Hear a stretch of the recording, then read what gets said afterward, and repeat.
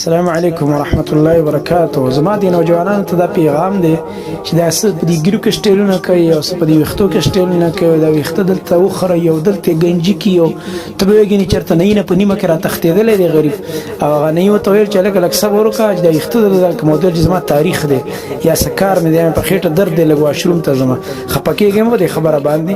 نبي صلی الله علیه وسلم دې نه منع کړې ده. رسول الله صلی الله علیه وسلم فرمایي عبدالله ابن عمر رضی الله عنهما فرمایي نهى رسول الله صلی الله علیه وسلم عن القزع.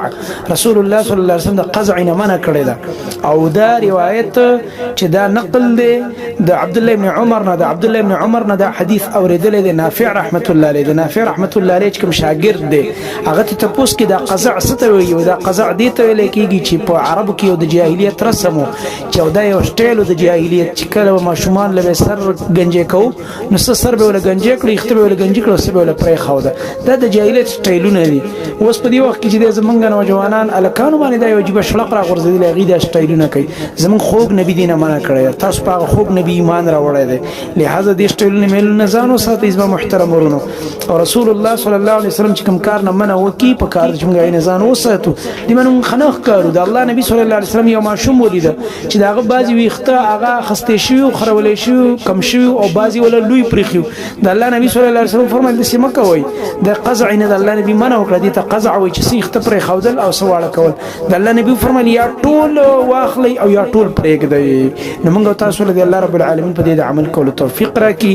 محترم ورونو دا میسج چې څونه کولی شي د خپل نبي صلی الله علیه وسلم په محبت کې عام کړي دا زما خبره نه ده. دا زموږ د خوږ نبي صلی الله علیه وسلم خبره ده.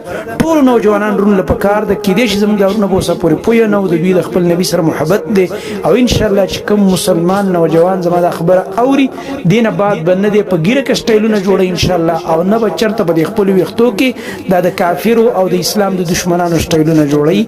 او موږ او تاسو له پکار ده چې د خپل اسلام مطابق خپل شکل لباس حلیه او خپل ټول طرز طریقه دا موږ جوړ کړو. السلام علیکم ورحمت الله وبرکاته.